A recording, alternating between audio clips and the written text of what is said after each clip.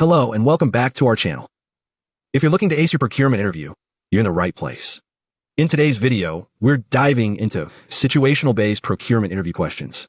These questions are designed to assess how you handle real-world scenarios, your problem-solving abilities, and your communication skills in high-pressure situations. Let's get started. First question, can you describe your experience in procurement and how it relates to the responsibilities outlined in this role? Tip, focus on relevant experiences and how they align with the job description. Sample answer. I have over 5 years of experience in procurement, primarily in the technology sector. In my previous role, I managed supplier relationships, handled purchase requisitions, and ensured compliance with procurement policies. This experience directly relates to this role, as I have successfully led procurement operations support and resolved day-to-day challenges, which aligns with your need for someone to improve user experience and support business operations. What do you understand by the source-to-pay process? Can you explain the steps involved? Tip. Focus on providing a clear and concise overview of the entire process, highlighting the key steps involved. Sample answer. The source-to-pay process is the end-to-end workflow for procuring goods and services. It includes the following key steps. 1. Need identification, recognizing the requirement for goods or services. 2. Supplier selection, evaluating and choosing suppliers. 3. Contract negotiation, finalizing terms with the selected supplier. 4. Purchase order creation, issuing a formal request for the goods or services. 5. Order fulfillment. The supplier delivers the order. 6. Receipt and inspection, checking the received goods or services for quality. 7. Invoice processing, matching the supplier's invoice with the purchase order and receipt. 8. Payment processing, making payment to the supplier. What is the difference between procurement and purchasing? Tip, highlight the broader scope of procurement compared to purchasing. Sample answer. Procurement is a strategic function that focuses on supplier selection, cost control, and contract management. Purchasing is an operational function that deals with processing purchase orders, confirming deliveries, and handling payments. Procurement looks at the long-term impact, while purchasing handles daily transactions. In your own words, why is the procurement function important to a company's success? Tip, emphasize the strategic value of procurement. Sample answer. To me, procurement is really vital. At its core, it helps the company get everything it needs to run smoothly and efficiently. But it's way more than just ordering stuff. Good procurement can actually save the company money by getting better deals, reduce risks in the supply chain, improve quality by finding good suppliers, and even drive innovation by working closely with those suppliers. Basically, a strong procurement function helps the company be more competitive and profitable in the long run. It hits the bottom line. Can you walk us through the procurement strategy you have developed or implemented in your previous roles? Tip, use a specific example to illustrate your strategic thinking. Sample answer. In my previous role, I developed a procurement strategy focused on consolidating suppliers to achieve better pricing and terms. I conducted a thorough analysis of our spending patterns and identified key suppliers that could meet multiple needs. By negotiating long-term contracts with these suppliers, we were able to reduce costs by 15% and improve delivery times. This strategy not only saved money, but also strengthened our relationships with key suppliers, ensuring we had reliable partners for future projects. Can you explain the concept of total cost of ownership? Tip, define the concept clearly and highlight its importance in procurement decisions. Sample answer. Total cost of ownership, or TCO, is basically looking at the real cost of something, not just the price tag you see initially. It's like when you buy a car. The sticker price is just the beginning. You also have to factor in gas, insurance, maintenance, maybe repairs down the line. TCO in procurement is similar. It includes the purchase price, sure, but also things like shipping costs, installation, training, ongoing maintenance, and even what it costs to dispose of it at the end of its life. So, when we're making procurement decisions, TCO helps us see the whole picture and choose the option that's actually the best value in the long run, not just the cheapest up front. What are some common payment terms used in procurement? Explain what Net 30 means.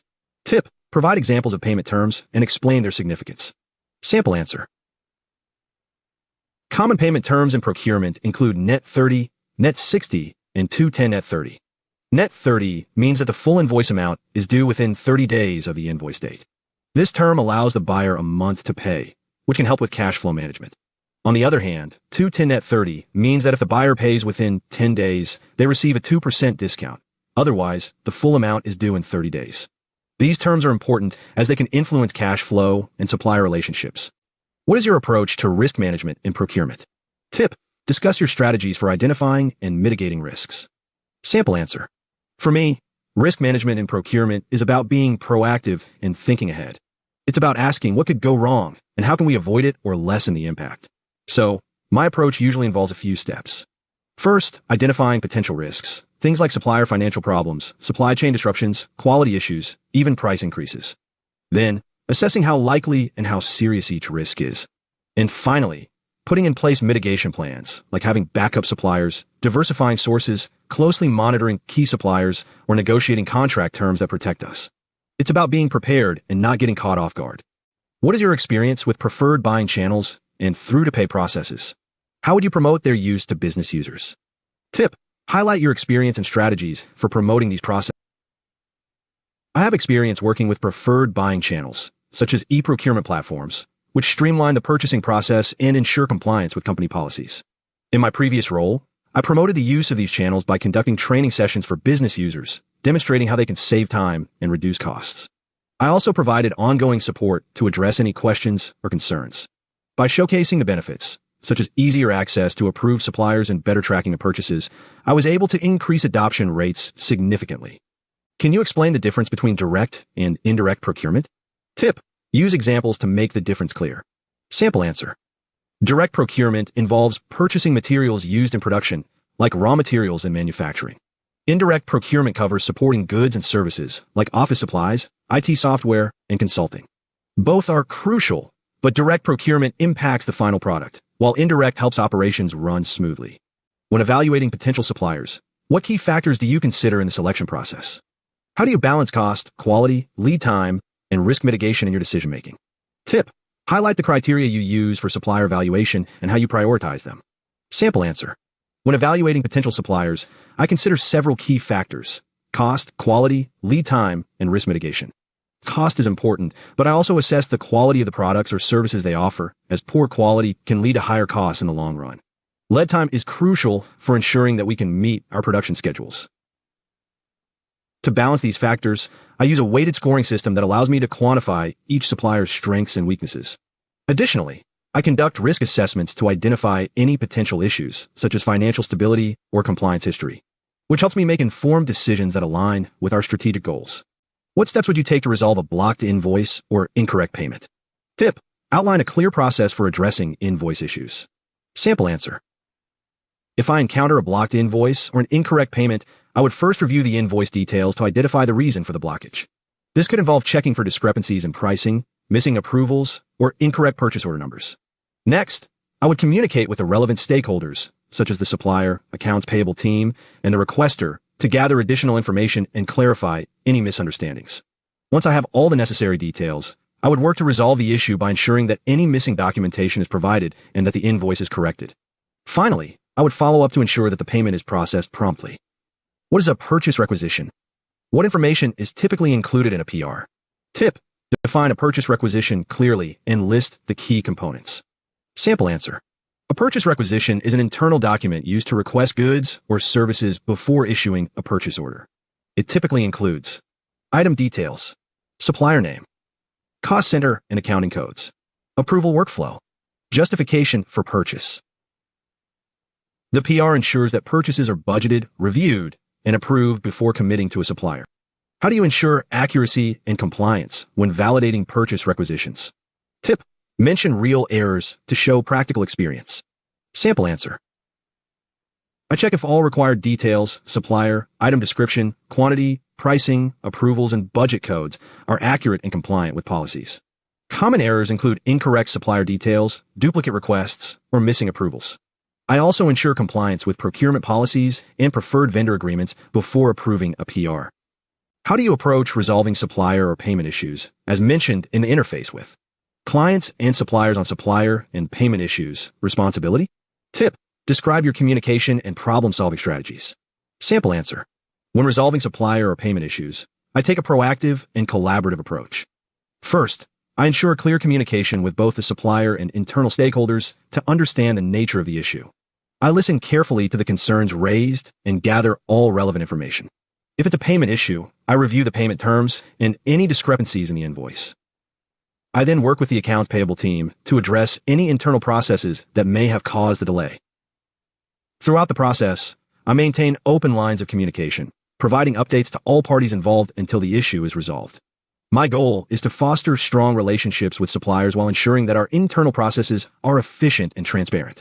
Describe your end-to-end experience with transactional procurement processes, specifically mentioning activities like requisition validation, PO creation, and order follow-up. Tip: provide a clear overview of your experience with each step in the process. Sample answer: I have extensive end-to-end experience with transactional procurement processes. It begins with requisition validation, where I ensure that all purchase requests are complete, accurate, and compliant with company policies. I check for necessary approvals and confirm that the requested items align with our budget and needs. Once validated, I create purchase orders in our procurement system, ensuring that all details, such as pricing and delivery terms, are correct. After issuing the PO, I follow up with suppliers to confirm order receipt and track delivery timelines. I maintain communication with both the supplier and internal stakeholders to address any issues that may arise during the order fulfillment process. In which scenarios would you use an RFI, RFQ, or RFP? Can you provide an example of a time when you had to choose between these methods and how you ensured the best outcome for your organization? Tip: explain the differences between RFI, RFQ, and RFP, and provide a specific example. Sample answer: I would use an RFI when I need to gather general information about potential suppliers and their capabilities. An RFQ is appropriate when I have a clear understanding of my requirements and need to obtain pricing for specific goods or services. An RFP is used when I seek detailed proposals for complex projects that require a comprehensive solution. For example, in my previous role, we were looking to implement a new software solution. Initially, I issued an RFI to gather information about various vendors and their offerings. After narrowing down the options, I decided to issue an RFP to the top candidates, as we needed detailed proposals that included pricing, implementation timelines, and support services. This approach allowed us to compare the vendors comprehensively and select the one that best met our needs, ultimately leading to a successful implementation. How do you manage procurement risks, particularly when dealing with global suppliers or high-value contracts? Tip: discuss your strategies for identifying and mitigating risks. Sample answer: I mitigate risks by conducting supplier due diligence, ensuring robust contract terms, and setting clear SLAs. For global suppliers, I track geopolitical risks, compliance regulations, and currency fluctuations. In high-value contracts, I include penalty clauses for delays and set contingency plans for alternate sourcing. Procurement professionals must stay ahead of market trends and price fluctuations.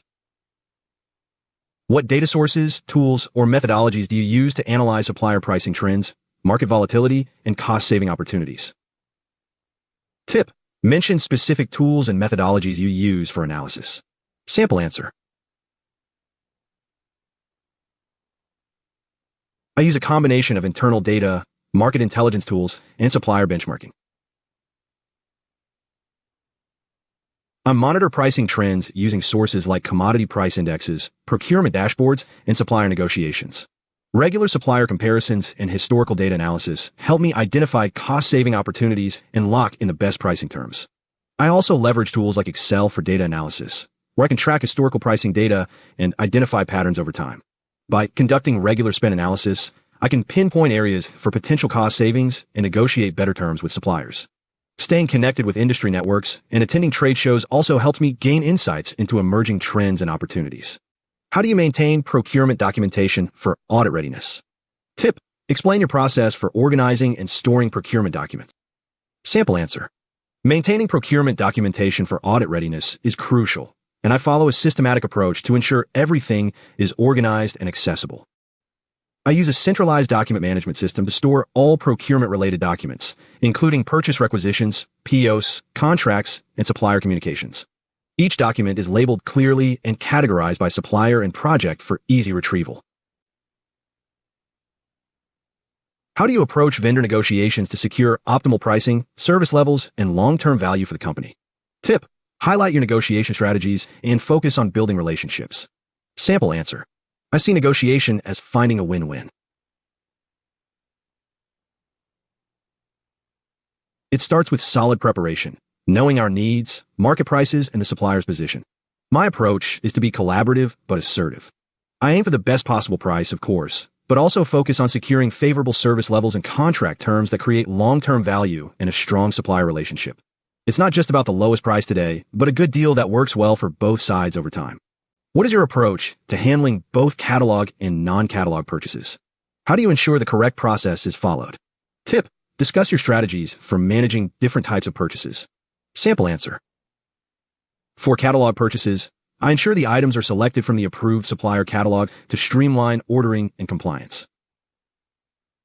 For non-catalog purchases, I validate the need, identify the right supplier, and follow the appropriate process to ensure accuracy, transparency, and cost-effectiveness. Both types require strict adherence to procurement policies. Describe your hands-on experience with SAP Ariba and S/4HANA in the context of procurement.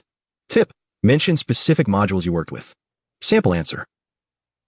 I have used SAP Ariba to manage supplier catalogs, track procurement processes, and create purchase orders. With S/4HANA, I've integrated procurement workflows, validated requisitions, and monitored procurement performance through real-time data. Both tools have been essential for streamlining operations and improving efficiency in the procurement cycle. Explain your experience in maintaining supplier catalogs and collaborating on new deployments. Tip: focus on data accuracy, user-friendliness, supplier collaboration, and the ongoing nature of catalog management. Sample answer. Maintaining catalogs is all about keeping the data accurate and user-friendly. I've experienced updating pricing, adding new items, and removing obsolete ones. For new deployments, it's about collaborating closely with suppliers to get their catalogs set up correctly in our system, ensuring data integrity from start. Regular reviews and updates are important to make sure catalogs stay current and actually useful for our users.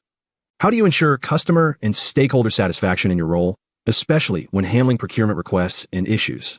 Tip: emphasize communication, responsiveness, problem-solving, understanding needs, and a proactive, customer-focused mindset. Sample answer. For me, stakeholder satisfaction is a top priority. It's about being responsive, clear in communication, and really understanding their needs when they come to procurement. When issues arise, I focus on quick and effective problem-solving, keeping stakeholders informed along the way. Proactive communication and a helpful attitude go a long way in building trust and ensuring they feel supported by procurement. What strategies have you used to handle emergency procurement orders or expedite deliveries? Tip: emphasize supplier relationships and communication to manage emergencies effectively. Sample answer. For emergency procurement orders, I maintain strong relationships with key suppliers to ensure quick responses. I prioritize orders, negotiate faster delivery times, and use alternative sourcing methods when necessary. I also keep stakeholders informed about the status and manage expectations to avoid disruptions. Describe your experience collaborating with cross-functional teams to resolve procurement issues. Tip: highlight your ability to work with different departments, understand their needs, and contribute to solutions collaboratively. Emphasize communication, teamwork, and positive outcomes. Sample answer. Collaboration is key in procurement, especially for solving issues. I've often worked with teams like finance, operations, and legal to tackle procurement challenges. For example, when we had quality issues with a key component, I worked with the engineering and quality teams to define the exact problem, then with the supplier and our internal teams to find a solution. It's about open communication, understanding everyone's perspective, and working together toward a common goal. Describe your experience with contract negotiation. What strategies do you use to achieve optimal pricing and terms? Tip: focus on your negotiation techniques and outcomes. Sample answer. I have extensive experience in contract negotiation, where I prioritize understanding both our needs and the supplier's capabilities. My strategies include thorough market research to benchmark pricing, establishing clear objectives before negotiations, and building rapport with suppliers. For example, I successfully negotiated a long-term contract that reduced costs by 15% while securing favorable payment terms, which benefited both parties. What's your experience in handling emergency procurement orders? Can you give an example where you expedited an order successfully? Tip: provide a specific example that demonstrates your effectiveness. Sample answer. I have significant experience handling emergency procurement orders. One notable instance was when a key piece of equipment broke down unexpectedly, threatening a major project deadline. I quickly assessed our options and contacted a supplier who had the necessary part in stock. I negotiated expedited shipping and coordinated with our logistics team to ensure timely delivery. As a result, we received the part within 24 hours, allowing us to resume operations with minimal disruption. What is your experience with e-procurement systems? Tip: mention specific systems you've used and your proficiency. Sample answer. I have hands-on experience with several e-procurement systems, including SAP Ariba and Coupa. In my previous role, I used these platforms to streamline the procurement process, manage supplier relationships, and track spending. I appreciate the efficiency these systems provide, such as automated purchase order creation and real-time reporting. My familiarity with e-procurement tools has helped improve compliance and reduce processing times significantly.